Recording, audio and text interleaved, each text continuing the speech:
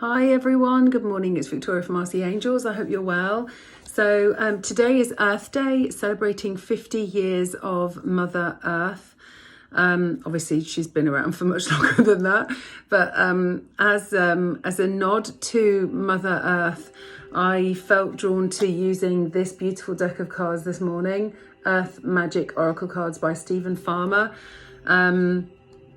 And 3 cards wanted to come this morning and they're all incredible. So I'm gonna show them to you and kind of just tell you a little bit about the cards, and hopefully they resonate for you and can support you, because that's what I ask for when I'm doing a reading, and also send Reiki out with the cards too. So hopefully they serve you today. The first card that came is Waterfall. And the bit in italics underneath the actual card is effortless. And it's about, this is a really interesting card, because this for me, this is definitely poignant for me, and I'm sure it's going to be poignant for many people.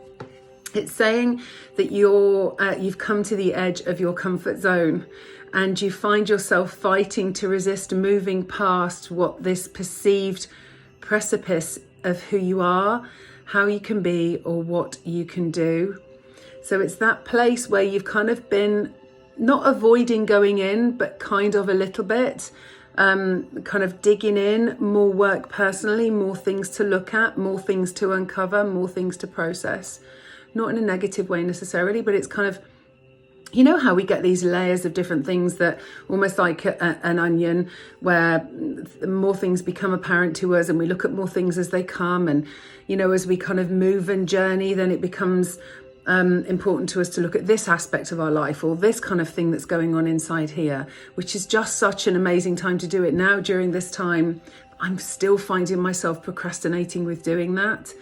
And so this card is saying that Spirit is asking you to step beyond the edge now, and to allow yourself to do so with ease rather than struggle. So to just do it, to just trust, to take whatever steps it is that you need to go into that place, whether it's making time to sit and do meditation, whether it's doing journaling, whether it's going out for a walk, whether it's being more mindful, whether it's asking before you sleep that your guides come and help show you what next steps you should take, or calling on a teacher angel, or whatever that is to help you onto this next step. But it should be taking this step rather than kind of feeling like it's an effort. It should be effortless, like the flow of a waterfall that cascades from the top down to the bottom with complete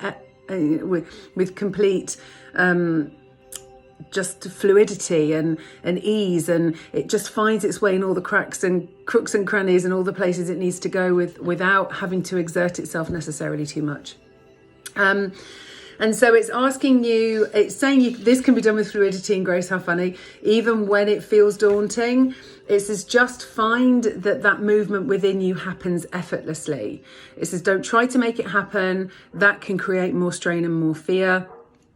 Allow is the key with this card. Keep your focus on your solar plexus and on your breath, and just relax and allow it to be as it needs to be for this effortless moment of your life.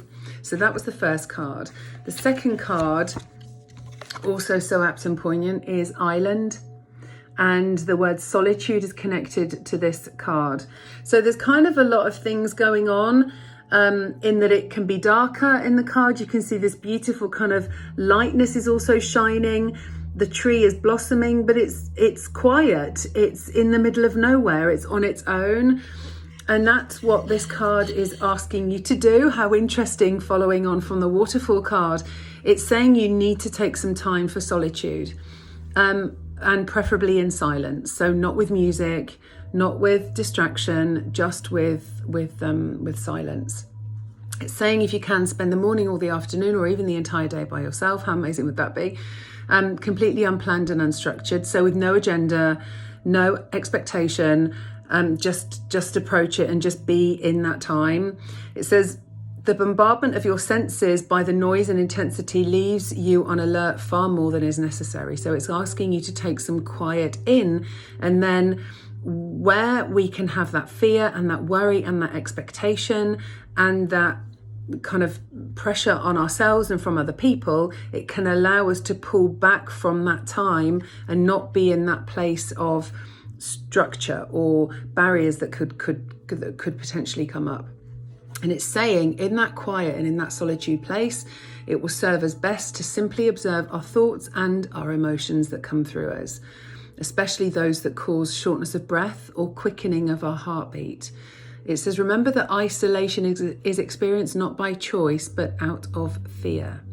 When we decide to spend time with ourselves in solitude, however, we're choosing to once again find and connect with who we really are, and perhaps get more clarity on what our next steps should be. Incredible, no?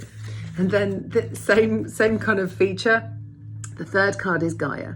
And how apt for planet Earth, with our Mother Earth today celebrating the 50 years. And a feature of this card is nurturing. So it's about this sacred act of intention, of honouring our spirit, of honouring the earth, honouring ourselves, allowing Gaia or Mother Earth to support us in that. So whether that means we go outside and we connect with her through walking, or whether we get a blanket or a yoga mat and lie down on the earth and connect with her in that way.